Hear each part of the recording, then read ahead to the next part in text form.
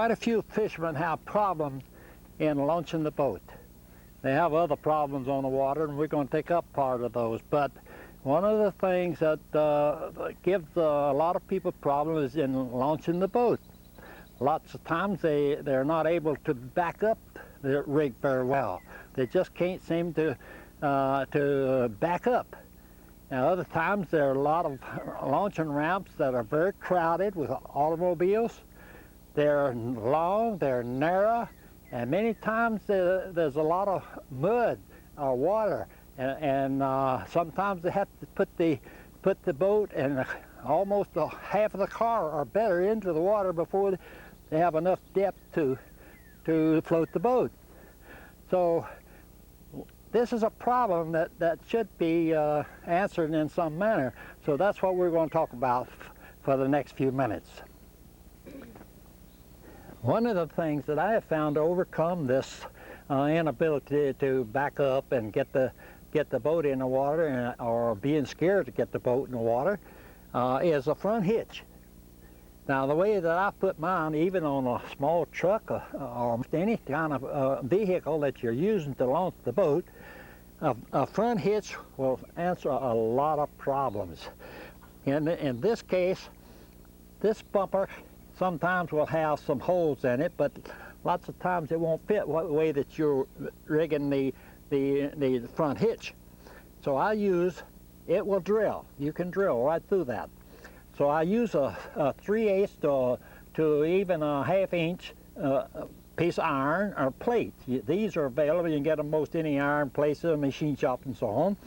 And so what I do is I drill my holes, and I put a well to the plate, a little angle iron right down here.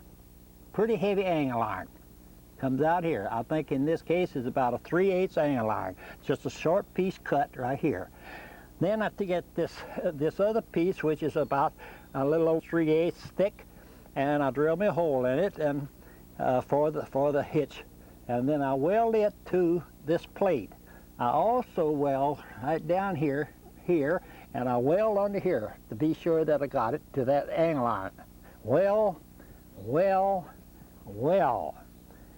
Then I got my hitch.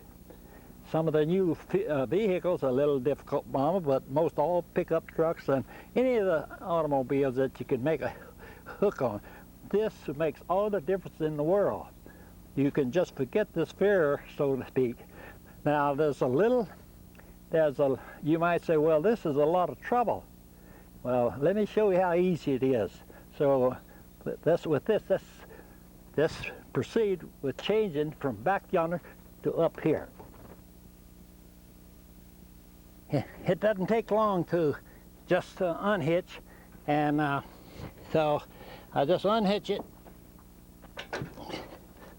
from the auto, and be sure it don't run off.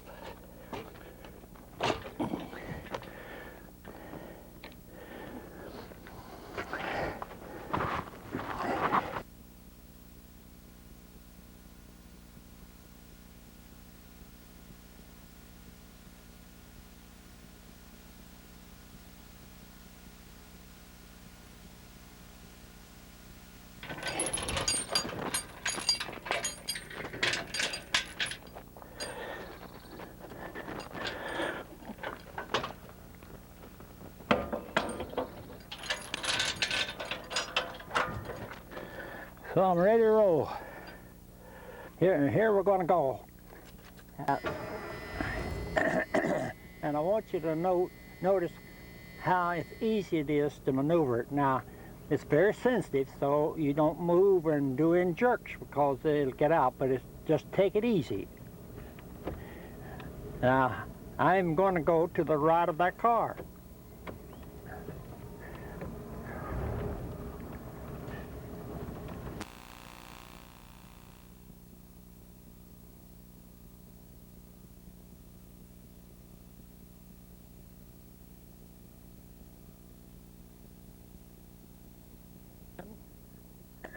Get onto the ramp. Fortunately, the traffic isn't too much, but sometimes you just have a little bitty hole to go through to launch your boat due to the other boats and things here. And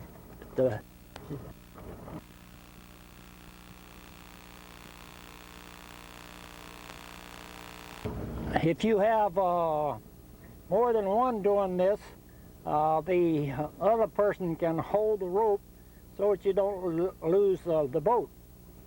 But in this case, I use a rope to retrieve it until I can get out by myself and unload it. You notice that I might have to go pretty far in here due to how shallow the water is.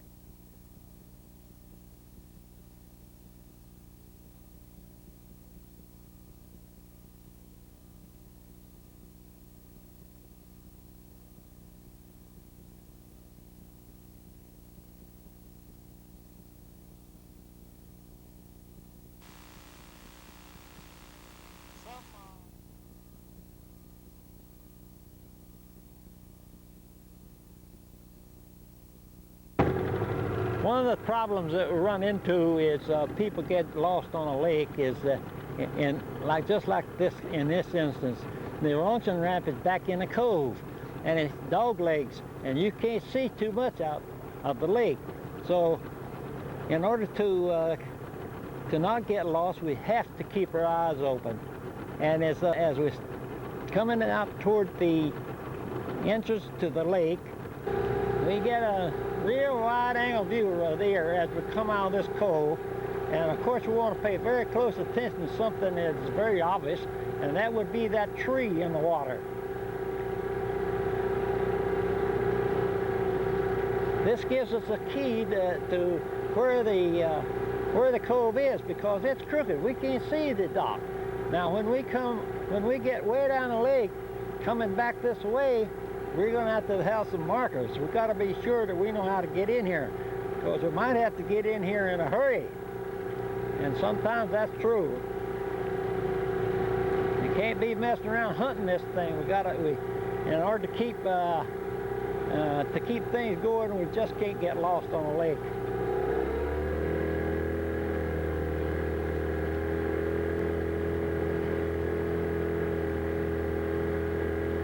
But one of the main things that you should do pretty quick when you get into the lake is to find some object, some high object that will show, like a smokestack or a water tank or trees on the top of a hill or anything that can be seen from most any place in the lake. So that gives you a guide as to where you are most of the time when you're on the lake. In this case, dead ahead, we have a good one. This is a high mountain-like rock that we should be able to see from any place on the lake.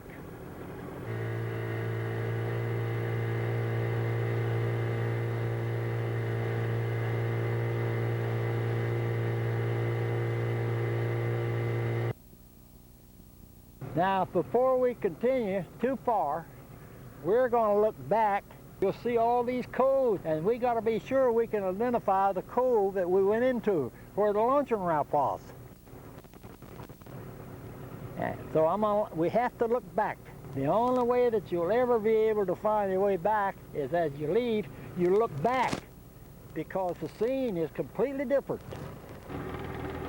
In order not to get lost on the lake and be able to return to the launching ramp, you have to take sights. You've got to keep your eyes open and so on. Now, we saw the entrance to that cove where the launching ramp was by the bushes along the shore.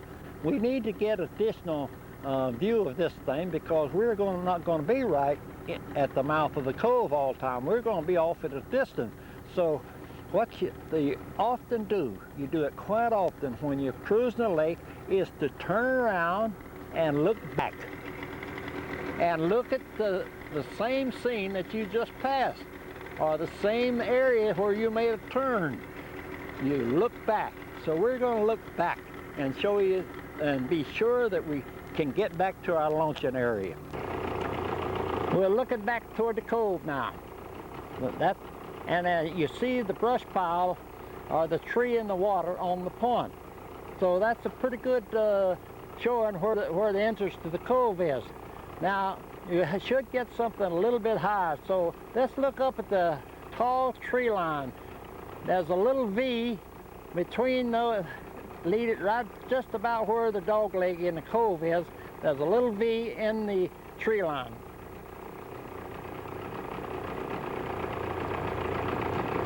Now to the right, we're going to go and get us another very obvious marker too, where it is. And over to the right, there's a slide, a wash, that is a red bank. It's pretty close. It's a very obvious type thing. And we should be able to see all that from a long distance. We're quite a distance from the cove, but we still want to be able to see, because we want to go straight toward it. We just don't want to get lost here, because there's a lot of coves around here, and that's the reason you want to be sure that you sight it in on the cove itself. So you'll see the brush in the water at the entrance to the cove. At the same time, it should be, as far as we are, we should see the V in the tree line. That is right back in the cove.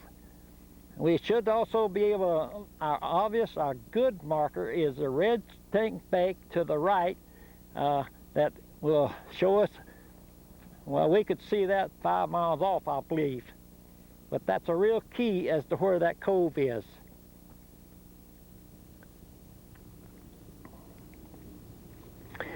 The main thing is we don't want to get lost.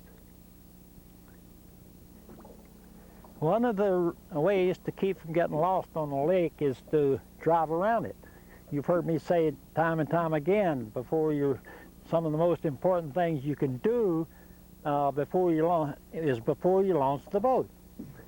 Go around the lake as much as you can and see where the watercolor is, see where the structure situations are, see the different features of the lake, so that when you do get on the water, you won't have so much trouble. Now, when you do get on the water, I have found that to kindly look over the fishing water and the trolling water. Now, when I use those two terms, fishing water and trolling water, this upsets a few people. But the good fishing water, or where the fish are going to be, are not all over the lake. But you don't pass up the areas where it is. So the areas that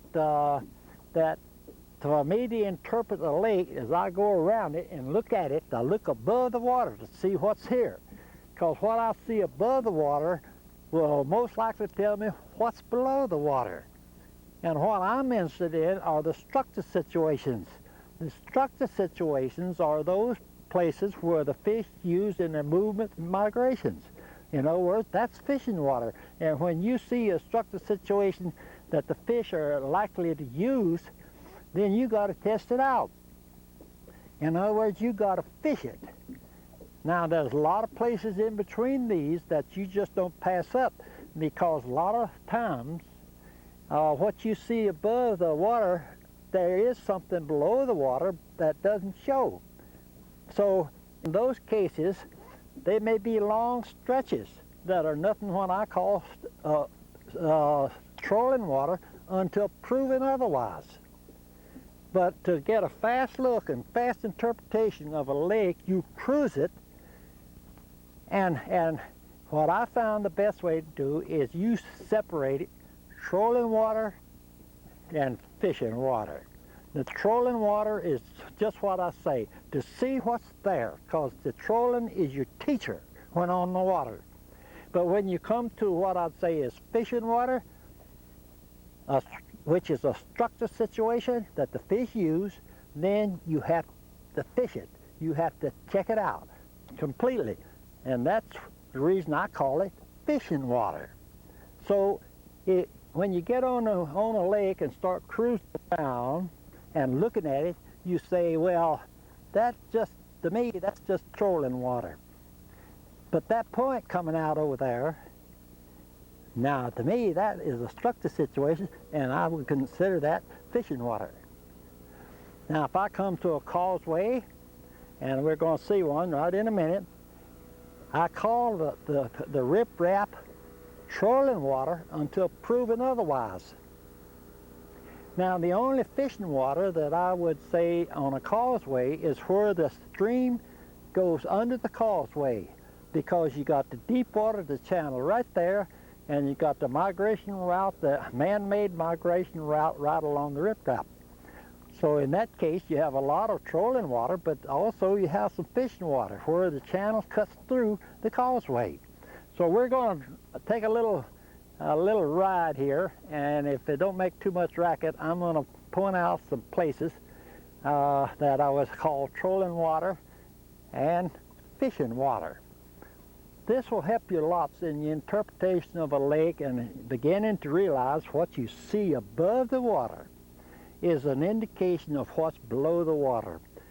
Now what this does is keep you from getting lost on the lake. You've got to keep these eyeballs open. So we're going to do a little cruising here, and we're going to run the camera some. Here we're coming up to a causeway, and you see where the channel is. It goes right under that bridge there. In other words, that's the deep water, is the home of the fish in that channel. So these fish can go along the man-made riprap, which is and that will always lead to the shallows. That is something that you and I don't pass up. A lot of times the watercolor will change on one side of our causeway and the other side. So that area, to check it out good, you'd have to work it over a little bit, make trolling passes all over the thing. The riprap, as we're coming into it, is trolling water until proven otherwise. And in this case, you would check out the shallows. You would troll the shallows pretty close. I've done tape on working ripraps that you use the different size lures to work the depths along the riprap. And lots of times the fish will be scattered all the way along that thing. Then you're going to see two markers. They're hazard markers, and one is coming out from that point, and then one is way out here. That is a long bar, and it seems to come all the way out to the channel. That is fishing water. It has to be checked. You can check it out by trolling straight line passes that will give you the shape of it, and use different running depths, and you're going to get different different features. You get the different features by the trolling. That is definitely fishing water. You have to spend a little time to check it out.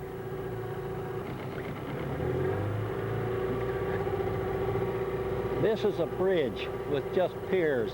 It's not a causeway. And when I look at it right now, and it's a narrow part of the lake, I would say this is trolling water and not particularly fishing water. Certain times of the year, you could probably call some of the piers fishing water.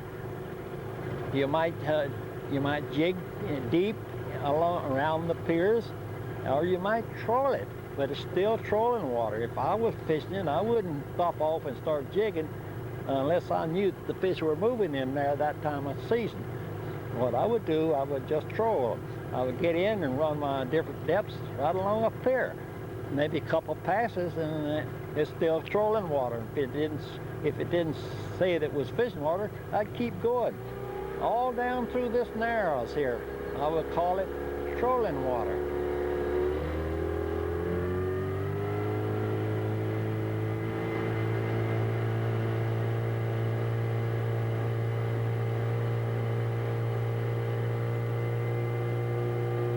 Right here is an island where the channel are split. And this is a structure situation that exists many times. You have deep water running on both sides of this feature, and you'll have an upper side and a lower side according to the way the current's flowing. This is fishing water. You have to check it out. You should have a long bar on the lower side of this as the current going down, or you should have a short bar on the upper end.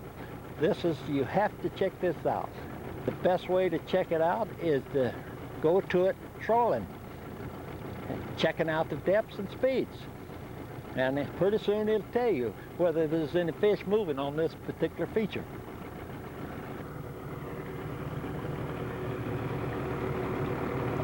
Some of you recall in the lecture at the last Jamboree, I was talking about the different structure situations we had. We saw there was around 17 of them, and one of the more important ones that we talked about was a wash or an avalanche or a slide. When this slide occurred here, it formed a bar, and all that dirt went down and formed a bar. That is a structure situation, and that has to be checked out. All slides, all washes will form a bar, and that bar many times will reach the deepest water in the area. It's a structure situation. It must be, that's fishing water.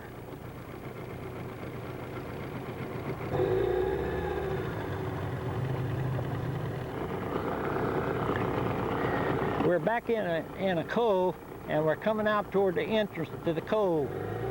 Now you could say this is trolling water right here at the entrance of the cove until you check it out. But if you troll across the entrance to this cove, and if you don't find a bar or anything running out, then of course you can just keep going. You got to see something. There's a little trash sticking in the water here, so it could indicate that there's a long bar here. If it is, it'll show up for the distance that I am right now. But this is still trolling water. It's pretty flat in here. As you'll see the color of the water, you can see the bottom. So there's no bar, it's just a big flat here. So we're going to cruise on down here and see if we can see anything. We're trolling. I'm going to speed it up a little bit, because here I thought maybe it might be a wash or something right there that came in, but it looks like it's just flat. I don't see any gully or anything. But this is just a straight thing. This is trolling water. You can get in as close as you want to here. Run. If it's a long situation, you start out with a small lure for a while and then and switch lures until you check a little deeper.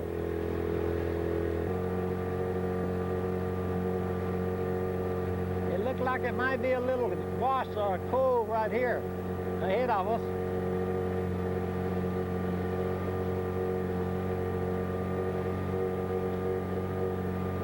No, I don't see anything. I don't think I'd check much deeper, because if it doesn't come out this far, it doesn't go all the way. Even if a gully out there at the channel, it petered out here. There's nothing along here. So we might as well say the bar or the gully that started way out there at the main channel didn't come all the way, so it doesn't make any difference. So this shows that there's nothing. Here looks like it might be a cove or something in here.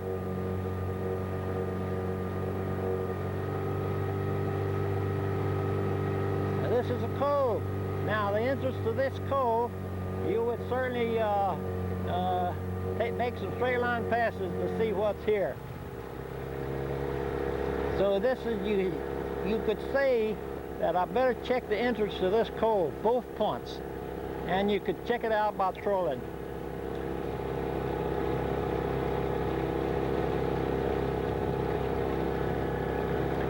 It looks across the cove, it looked like more of the same. This is, so far I've only seen two areas that I've spent a little time on, and that was the entrance to the cove. Purely trolling water. If I was running this, after running the small lures for just a little distance, as far as I'm concerned, that told me that there was no fish in the shallows up in those depths. So I'd be out running her now around the 10 or 12 feet. Because I tested with back there with the smaller lures where there was any fish here. But since there's no structure, by 10 or 12 feet, I would leave the area. I just wouldn't fish it. And if I look ahead, to that point down yonder, just more of the same. There's a little bay here, but there's no indication of a gully or wash or anything there. More just a flat. This looks like it might be, and looking way up there, looks like it might be a feeder stream that is big enough and deep enough to be a lake within itself. We'll go up here a little ways and look. It looks like it's a channel. Well, I can see the channel on the depth sounder. There's a channel coming up through here. Pretty good sized channel and very deep. It looked like it's about 40 feet. This is that high mountain, big rock area, which we could see probably from all over the lake. It's one of the guides we have. This is a little better shot than the one we had up toward the launching route.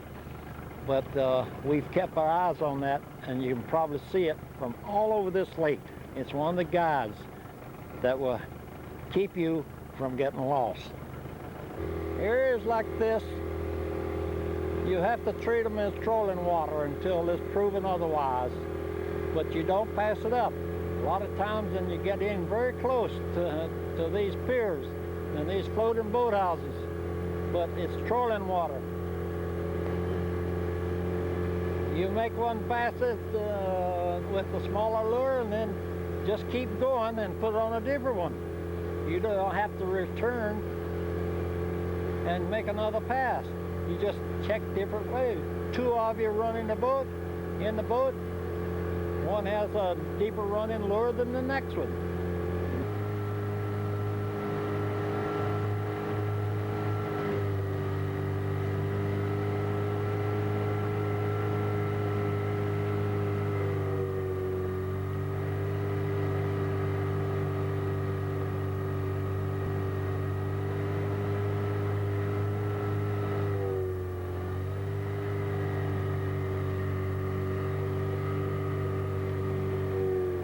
To make this turns and all of, both fishermen or one fisherman should keep his rod tip very low to the water, rod tip next to the water, so that the lure follows the boat.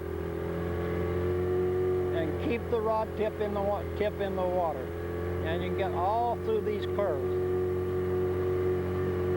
A lot of people want to cut across. Your lure's out of position. This fast turn here, just put your rod tip in the water and you can make this turn. The lure will probably follow right in the path of the boat. It won't cut across. Ahead is a long bar coming out. There's a hazard marker out there that shows that that's a long flat bar. That is sufficient water, and it must be checked out because of the structure situation. That's the fishing water.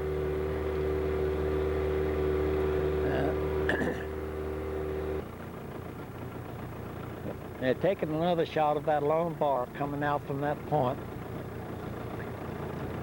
This is your fishing water. You're looking straight in on it. It means you have to check it out. Check it out by trolling or fan casting and keep moving. Trolling straight line passes by in all directions from this marker with different depth running lures. I'll tell you the shape of it and whether it's a fishing situation or whether it's a structure situation. It looks like that to me. That is fishing water. It has to be checked out.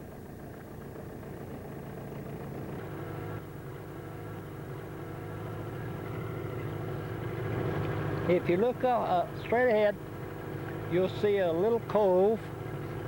Then up at the top of the hill, you're going to see a house. And also you're going to see a power line.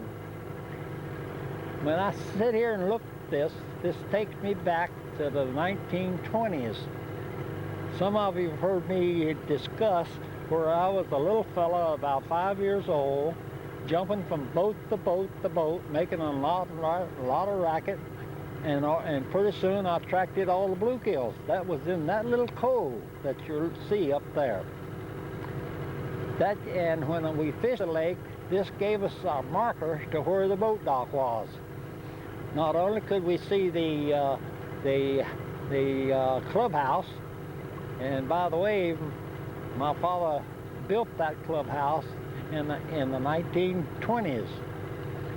But this gave us a marker that we could always get back to. And I'm going to turn the boat around, and we're going to look the other direction to show you parts of the lake. And we was able to locate ourselves most anytime from this part of the reservoir. I'm going to turn around and look the other direction, right straight behind me.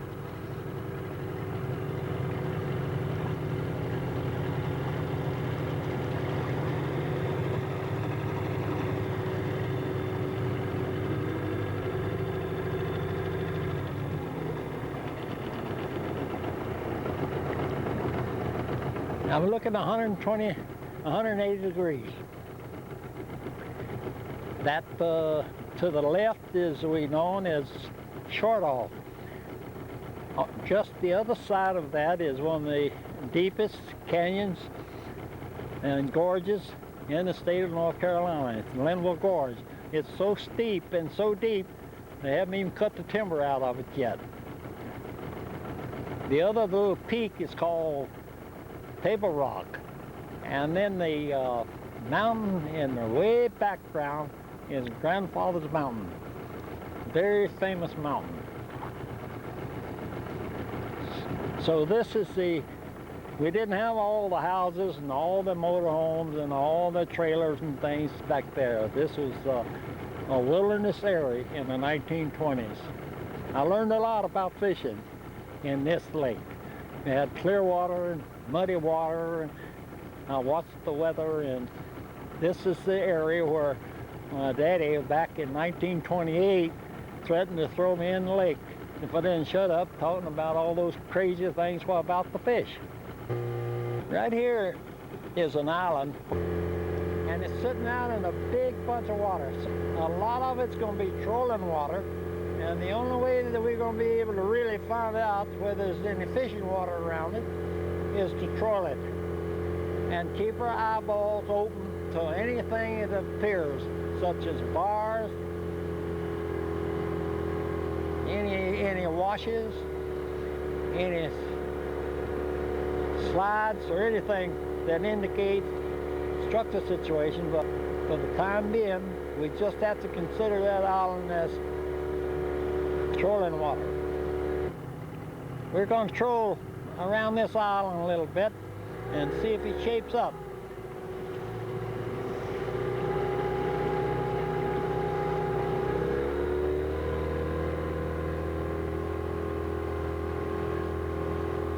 There's a little bar sticking out there, and I'm going to feel and see if we could make a couple passes here to see if that bar runs way on out.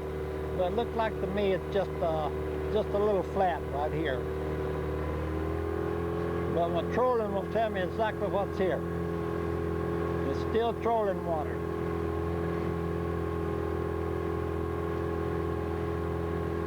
Looks like a big flat. It looks like a point coming up out here. It could be a bar running on out from here, or it could be real flat. The only way that you could check it out would be to make a couple passes, but you could be running, say, a lure around about 8 feet deep, and you tell whether the bar comes on out or it's just a great big flat. You got a little erosion, but it looked like the way the tree is lying in the water, it's on the bottom, so it looked like a great big flat to me. So I'd consider it trolling water mostly.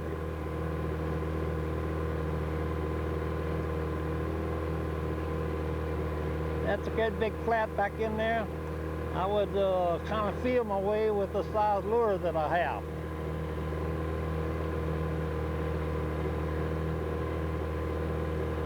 Now, most likely I'd find that I'd just cut across here toward that other point. I'd kind of feel it. Say I was running lures running about 10 feet deep. Then I could feel my way around here and see exactly what kind of a shape. But right now, I'm looking at it, there's nothing here. So it's trolling water.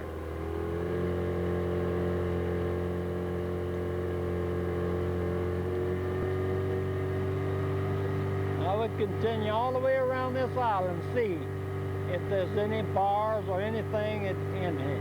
In other words, as far as I'm concerned, it's trolling water. What I can see. I'd put on a deep running lure probably and check in here and see if I could find a hump, because we got 3 islands right here, and a lot of times when you run into islands exposed, there'll be some humps down on the water, and I'd make my pass between this island behind me, and I'd go right across here check and see if there's a hump. You could use a depth sounder to check the depths as you go across this area. With all these islands in here exposed, you could just about expect to have some submerged islands or humps. And the marker, I would say, dead ahead is another hump. In modern day times, they pretty well mark them, but when I was working this back many, many years ago, I found that hump right there.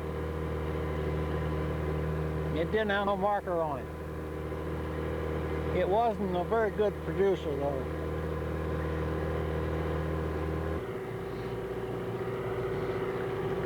Here's a steep bank, very steep, where this channel probably swung in close to the shore before the reservoir was filled. This to me is trolling water for most of the year. In the winter time, you may want to check it out. You probably would find out that it might be some fishing water, and the fish are using these steep banks in there, but for most of the year, it's trolling water. You're getting some cave-ins due to the wind. You got some washes in here, but it's still a steep bank. But this is trolling water, and to prove it, is some of these washes or slides may form a bar that went out pretty far. Lots of times when you see these slides due to wind and water cutting into the bank, it's usually pretty flat. But this is trolling.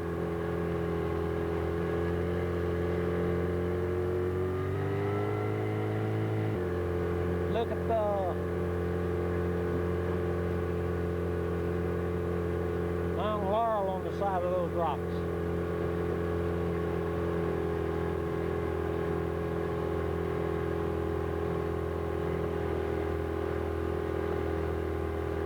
Trolling water.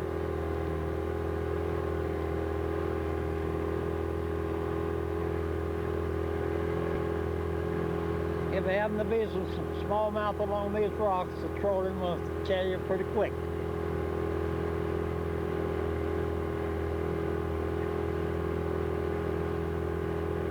And if you start hitting a lot of them on the troll, then you go back and cast it. But to me, it's trolling water until they're proven otherwise. We're coming into the dam, and here again, it's trolling water until proven otherwise. You have to check the depth.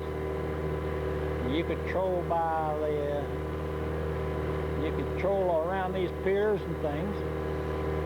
But this is deep water, about 100 feet right in here.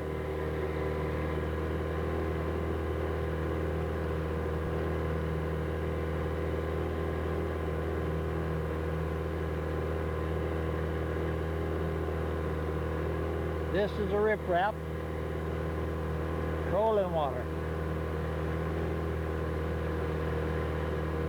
You'd troll it to find out whether it's fishing water, or you'd have to really go to work on it.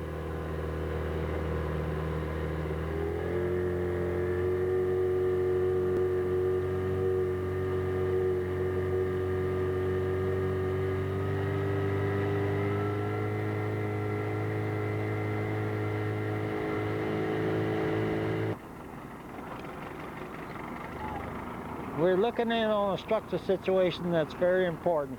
We got a little erosion due to the wind there, but if you look toward the white markers, you'll see there's one stream coming out.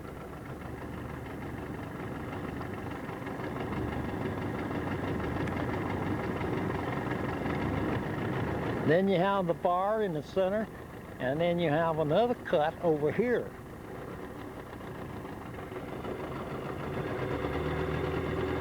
That is a fishing situation right there.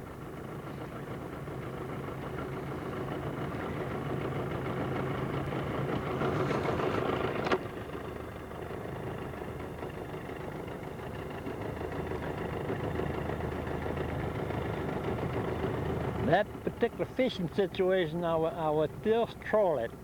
I'd make straight line passes from several different directions, straight in it, down the sides, and I'd find where it broke at the end. I'd try to find, even if I had to go down 30, 40 feet, where the two channels came together and went on out into met the main river. The main river is just to the right. They're coming down past those mountains. I'm going to swing around, and you'll see where the main river comes. And it comes right down through here, and those two feeder cuts is going to hit it. That's the reason when we talked about the structure situations, we said one of the important ones was the bar between two stream channels, where they came together.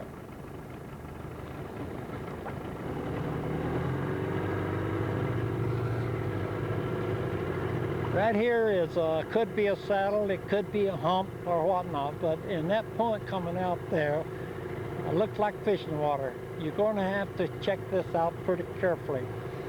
You'll see the hump. It's an exposed island, but there's got to be something, either a saddle or something between this shore and that exposed hump. This is fishing water.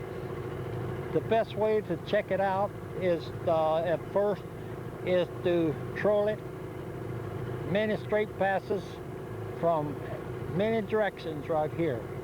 That you'd have to check it out. That is fishing water. Slide here, it's a big slide at the end of a big deep cove. And I'm going to move the boat just a little bit so you'll see that cove coming out. It's a long point. It's washed off and don't see it, but between these, that cove over there and this big slide over on this side, this point here of that cove, this has to be checked out, because the bar will probably erode it off and will come out the way that I'm moving the boat, and it will go to deep water, because the deep water, the main channel is just right dead ahead out there. But you'll see the bay, the cove, the wash, the feeder cut. And this is a bar that came out, and this is fishing area. The best way to check it out is by trolling. The way it is eroded and everything, you'll have to make long, straight passes with different depth running lures. But this is a fishing spot. Yeah. This is a very steep bank. It's trolling water. Actually, when I would consider this as fishing water, it was in the dead of winter, or when it's very cold, and when the fish are moving toward the spawning areas, they come up against these steep shores. You know how steep in the colder part of the season, they may move toward the steeper stuff, short structure, and in the warmer part of the season, they take the long structure. But this is trolling water, and this is a very good place to troll, where you have two people running two different size lures, so you can check the depths. But this would definitely be in a pre-spawn and in the coldest season. Check it out. They go right on down 40, 50, 60 feet.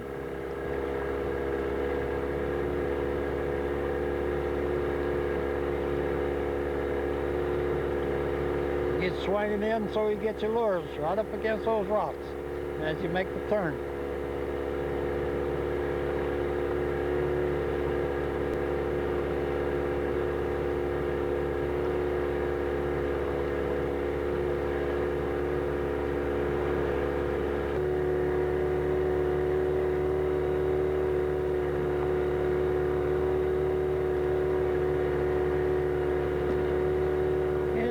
Part of the summer, I see a lot of people fishing these steep banks.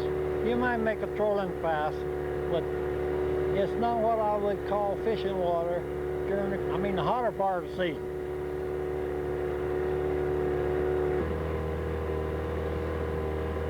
I do not see any feeder cuts or anything. I don't see any bars. Oh, a little short stuff that goes off real deep, straight off just about.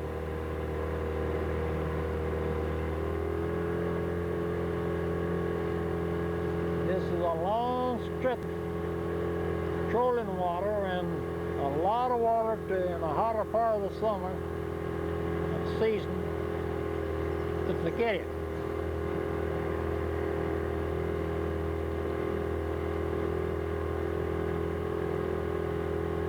You and I have to spend our time where we have the best chance to get the fish, not a hope. And if you look at the marker, somebody has put on a hump. That is fishing water. You have to check it out. That point in the land, that point coming out, is a cove on the left-hand side, and there's some deep water going down the right side of that point. It's a very narrow ridge coming out there. There's some trees that have fallen in the water, but the bar is still there. It's actually the bar between two channels. I'm going to swing the boat to the left and show you that they have marked the bar. But this is indicated to me, if I was here without the markers, that I would check this out. This is definitely fishing water. That means you're going to have to check out the depths and check your speeds. And this will require quite a few straight line passes, so that when you got through with it, the fishing water, you'd know what's here. And if the fish were on the move, you'd know that too. Very definitely fishing spot. It looks like to me that the head is a real fishing water. If you look to the right, you're going to see the point coming out from the land. there's a little saddle between that and the island. It's not deep enough, so I'll probably pass that up. Because I see out to the left a marker, so that means that that bar, this long bar, runs out. The trees are on a hump that's above water, but that bar just keeps going, so that is definitely fishing water. This is trolling water to find out what's here, and you'd have to make a lot of straight line passes out here in this deep water to find the shape of this whole thing. If you try to follow contours on this thing, it'd never tell you what's here. You have to make the passes between here and there from quite a few directions in order to, and different depths and different size lures to check the depth on straight trolling passes. Because when you get through with a fishing situation such as this, you have to know what's here. Next time you come, you know where to anchor the boat and do your casting, because you should find a contact point. One of the things that keep you from having too many problems of deep fish, inactive fish, and just problems of catching a fish is watercolor. One of the most important observations you can make is watercolor. When it comes to watercolors, I put them in 5 categories, such as number 1, clear, number 2, yellow-green, number 3, white sandy, number 4, red sandy, number 5, a brown, a cypress water, swamp water, or tannic acid water. That's the way we put them in categories. But there are different shades of these things all the way through, but this will give you a pretty good idea of the watercolors generally. I don't know of any others to put in. Now, for goodness sakes, let's put it this way. I'll have to rearrange them for goodness. So I'll put them this way according to goodness for you and for the fish. Number 3, number 4, number 2, number 1, number 5. Let me do it again. Number 1, goodness. Number 3, white sandy. Number 4, red sandy. Number 2, yellow-green. Number 1, clear. Number 5, cypress water or brown water.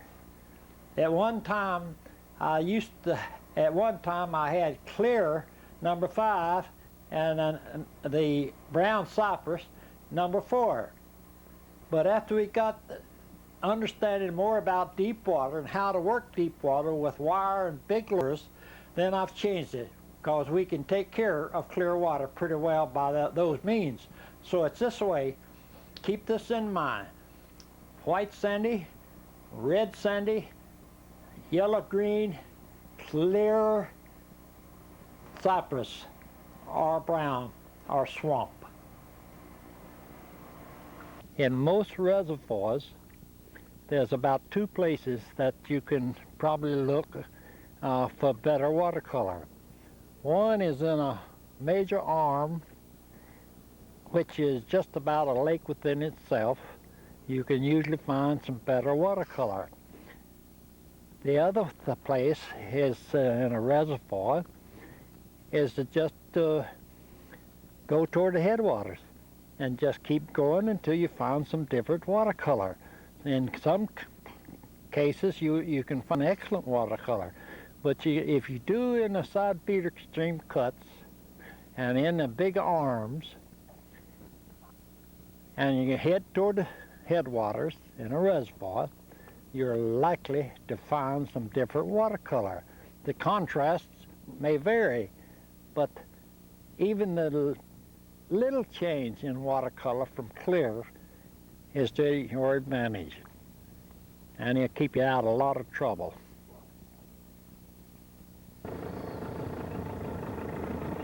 That is drinking water.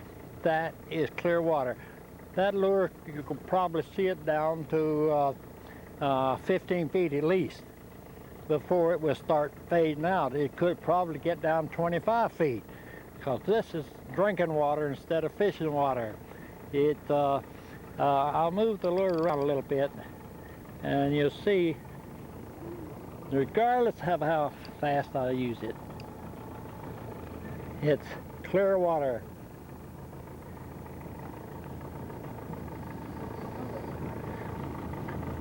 We're going to see if we can find some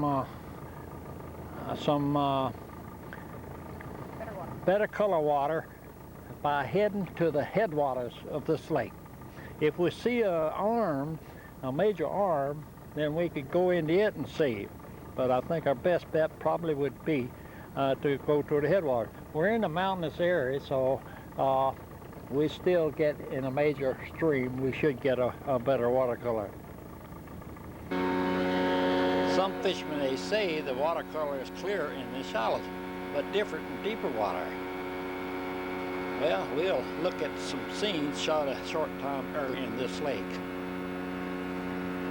I don't think any time you can really see the watercolor. That should be said.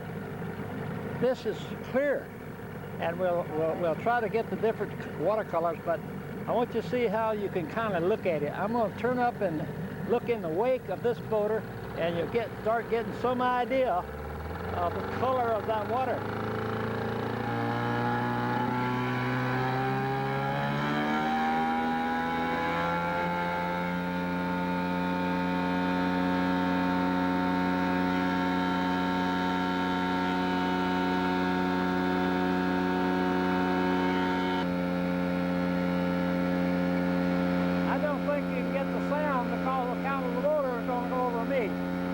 Look at the different color as I turn it.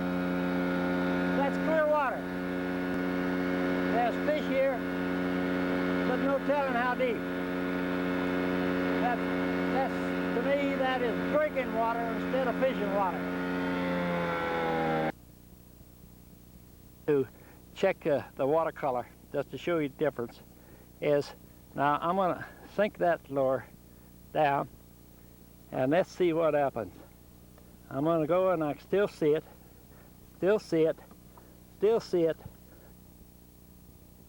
Now right now with this light condition, I can just, the lure is starting to go out of sight. I'm going to hold my line right there at the tip. I can still see it. Now if the sun was right, wasn't cloudy, I could probably see it twice this depth. And of course if the sun was penetrating straight down, no telling how deep I could see it, because this is drinking water, not necessarily fishing water. Because if I get down there and I still see that lure downstairs, so this is not a good situation at all. Now watch. I'm gonna come out. Now, come right here to me. Look, look.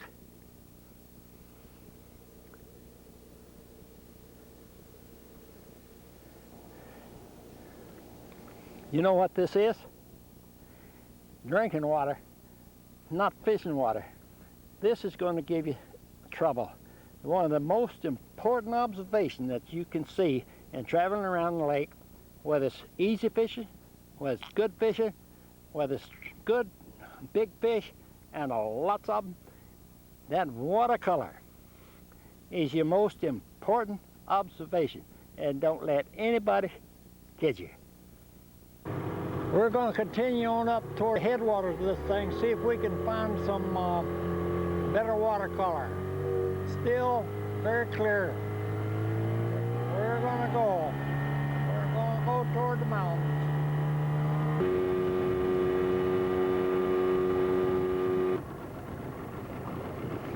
You see the watercolor? All right, see it disappear? It disappeared. Okay, here it is. Now watch it disappear. See it disappear? Now let me tell you about this. We're way up. We're about 10 miles from down at that little, where the clubhouse was. We're about 10 miles up the lake now. Dad and my older brother and a friend, George Hall, fished up here and was doing no good down in the other sections of the lake. So they started up here with a 5-horsepower motor. They came all the way up here checking, and when they got right in this area, made one of the best catches they ever made right along this way. So I want you to look around. It was early, it was in March, it was very cold, March the 26th. Now March the 26th, cold, pre-spawn. The bass were moving toward the spawning area, but there's on this steep bank, right here. They were casting, but they had come 10 miles with a 5-horsepower motor before they started catching any fish. And they hit the watercolor right here. And I remember Dad saying, well, the water was so dark that we didn't know it, but this bank was plumb full of big bass, and they made a great catch. On March the 28th, March 28th, 1928, Dad and Lonnie West came here and made the biggest catch they either one had ever made, and the watercolor was a little darker than what it is here.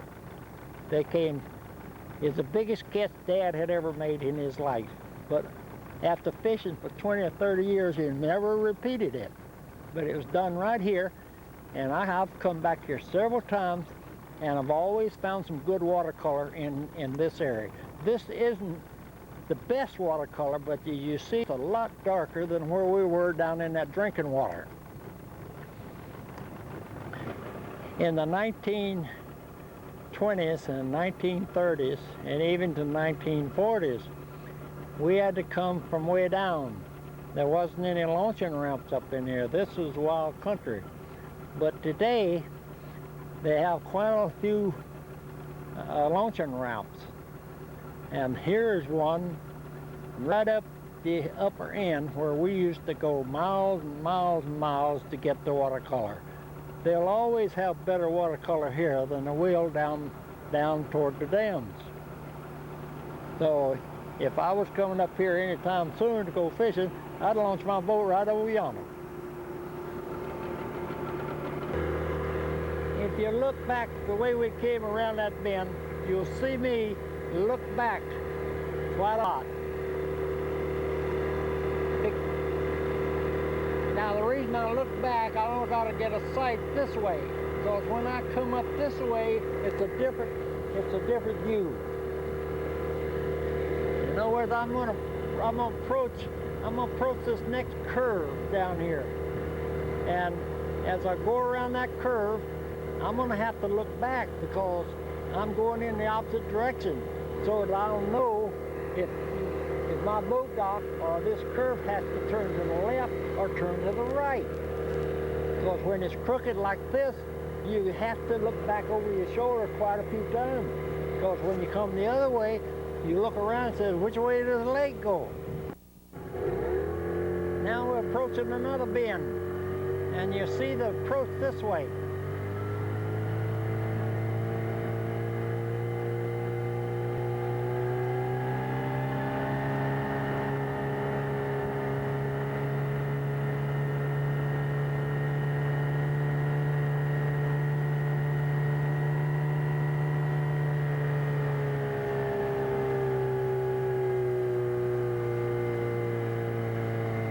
I'm going to start looking back over my shoulder and get a view of that point as I made that turn from this angle.